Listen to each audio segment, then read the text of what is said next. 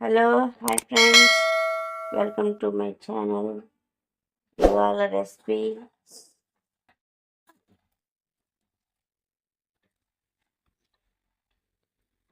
Beetroot food చేస్తున్నానండి. Beetroot food కావాల్సినవి నేను పప్పు నానబెట్టుకున్నాను 100 గ్రాములు పప్పు, బీట్రూట్ సన్నగా తరిగి పెట్టుకున్నానండి, ఆనియన్, టమోటో తీసుకున్నాను, ఒక పెద్ద టమాటో. మనం ఇప్పుడు దీంట్లో అన్నీ కుక్కర్లో వేసేస్తున్నానండి. కుక్కర్లో పప్పు వేసేసి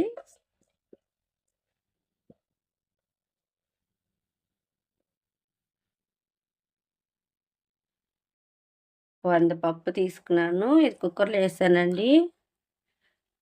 దాంట్లోనే బీట్రూట్ వేసేయాలండి, సన్నగా తరుక్కోవాలి బీట్రూట్, టమాటో, ఎర్రగడ్డ మొత్తం వేసేసేయాలి. దీంట్లోనే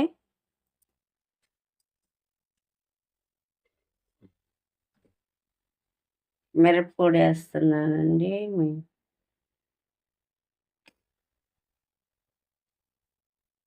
ఒక 2 స్పూన్స్ సరిపోతుంది.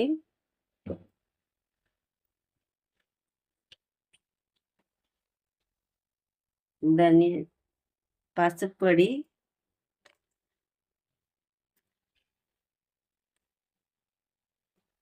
ధనియా పౌడర్,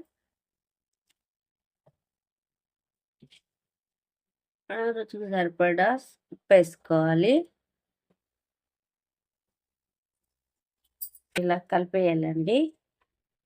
కలిపేసి వాటర్ వేసేసుకుందాము. వాటర్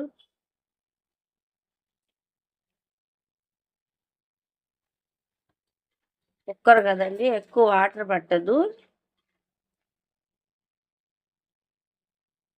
ఒక 6 లీటర్ పట్టించుకుంటే దాన్ని ఇందాక పోసుకోండి.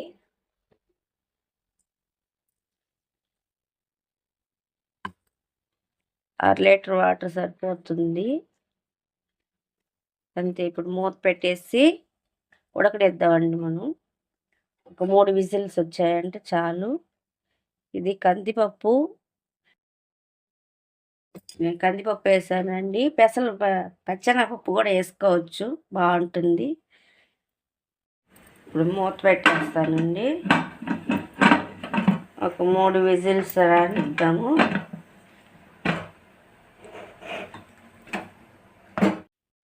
చూద్దామండి, ఉడికిపోయి ఉంటుంది పప్పు.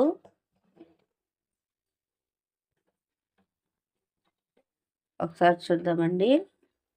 4 విజిల్ పెట్టాను, పర్ఫెక్ట్గా ఉడికిపోయిందండి. స్టవ్ వెలిగించి ఒక సైడ్ పెట్టేస్తాం. మనం ఉడుకుతా ఉంటుంది ఇది. ఒక సైడ్ పెట్టుకోవాలి, ఇంకో సైడు తిరగమాతకి కడాయి పెట్టుకున్నాను.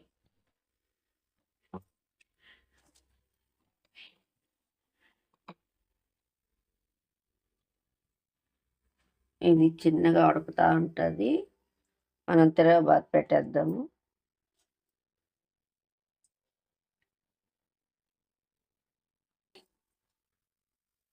ఒక 4 టేబుల్ స్పూన్స్ ఆయిల్ వేసుకున్నాము.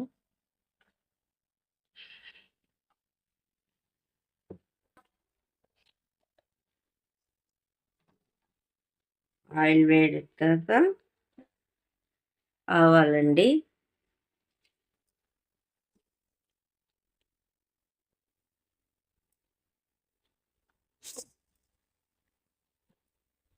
కూర సోపు,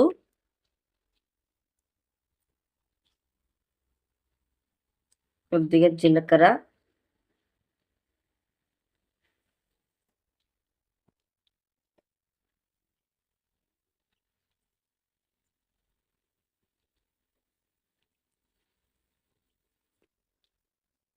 పచ్చగా దంచుకున్న తెల్లగడ్డ అండి,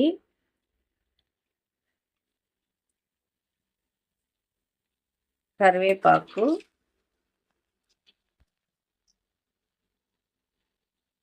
కొద్దిగా కొత్తిమీర అండి.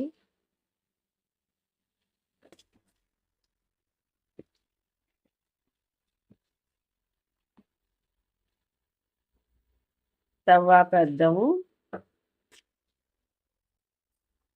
స్టవ్ ఆపేసి ఇది పప్పు పెట్టుకున్నాం కదా పక్కన, ఇందులో పోసేద్దాము.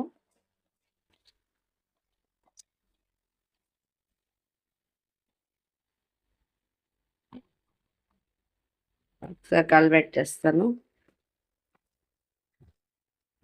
ధనియాల పొడి వేసుకోవాలండి. ధనియాల పొడి అంటే నేను ధనియాలు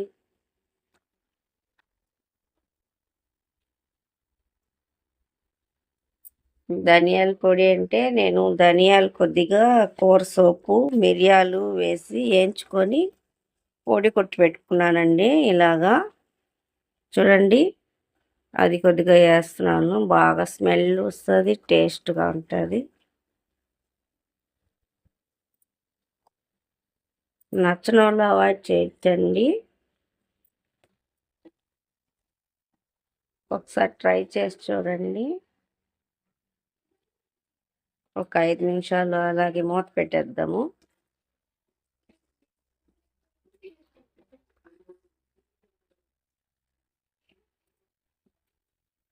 విజిల్ తీసేసి ఊరికే అలా పెట్టండి.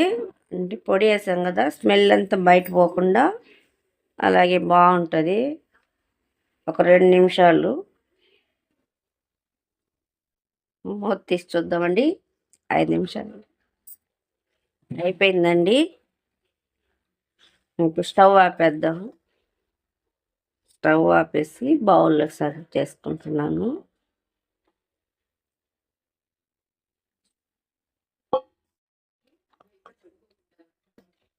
రైస్లోకి చపాతీలోకి బాగుంటుందండి.